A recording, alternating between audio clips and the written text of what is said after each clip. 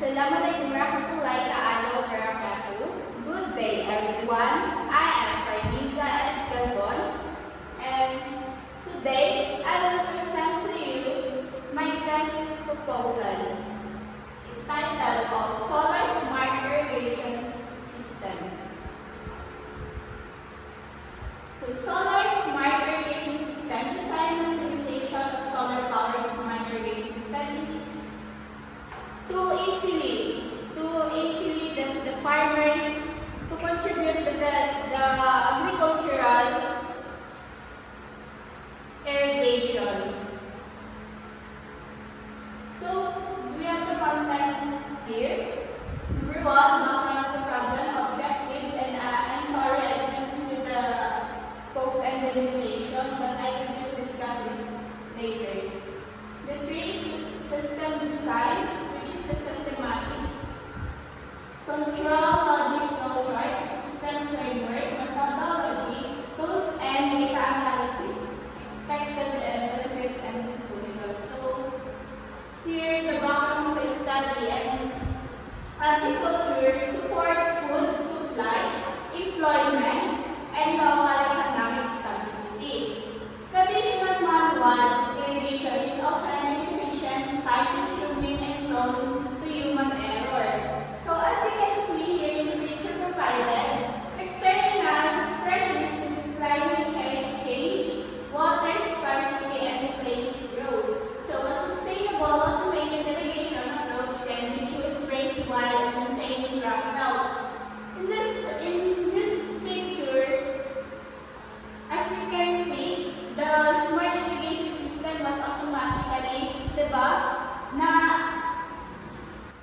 to improving traditional irrigation methods in agriculture. So many farmers still water crops manually, which crops can consume time, less manual, and waste time or in water wastage. So in my research problem, how can a solar-powered smart irrigation system be designed and optimized to improve water efficiency and reduce labor in agricultural irrigation? So some problem is, the effectiveness in reducing water consumption, extent of labor reduction, accuracy and reliability of soil moisture sensors. The pictures here show you that the smart irrigation system is automatically that the soil moisture sensors trace ng water. Diba? Nag-consumption siya ng reduce. Nag-reduce siya ng water consumption. As you can see here. So next is the objectives of this study. Design and optimize solar-powered smart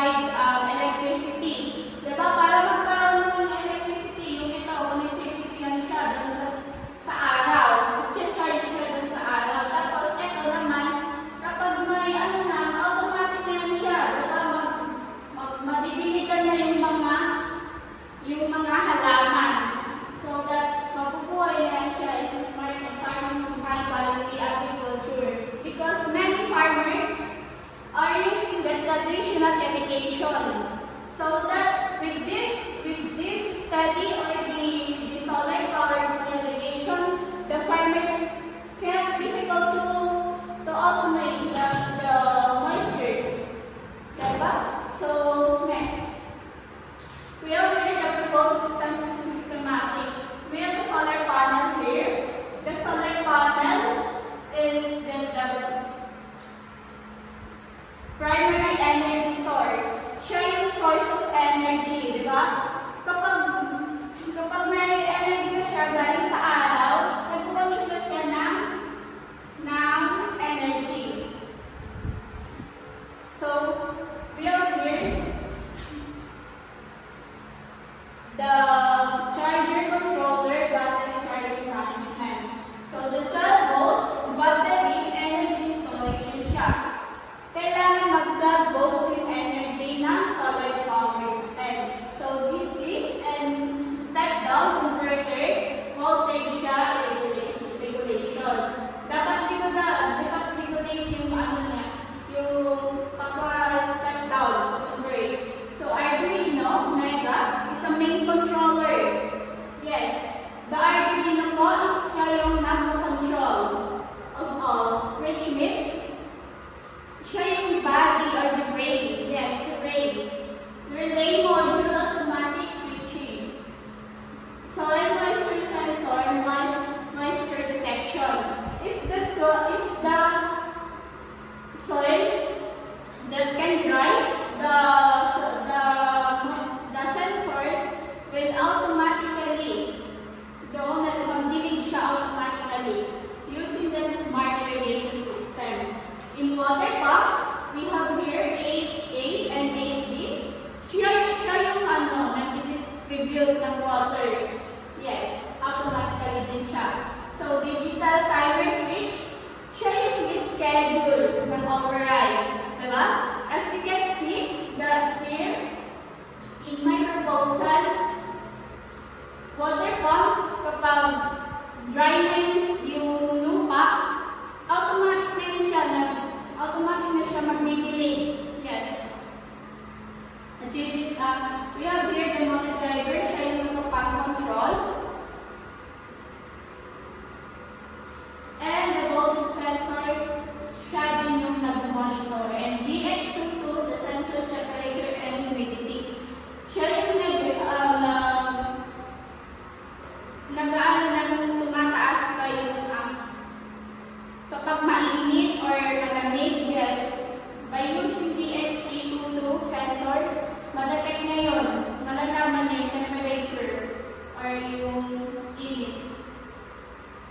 So, automatic control logic process summary. As you can see, this is my flow chart. Solar energy harvesting and battery charging. Number 2 is battery power monitoring before operation. Environmental data collection, DHT11, DHT22, and soil moisture. Decision logic. If power is sufficient and soil is dry, active pumps, otherwise remain needed. Power saving, standby mode when conditions are not met.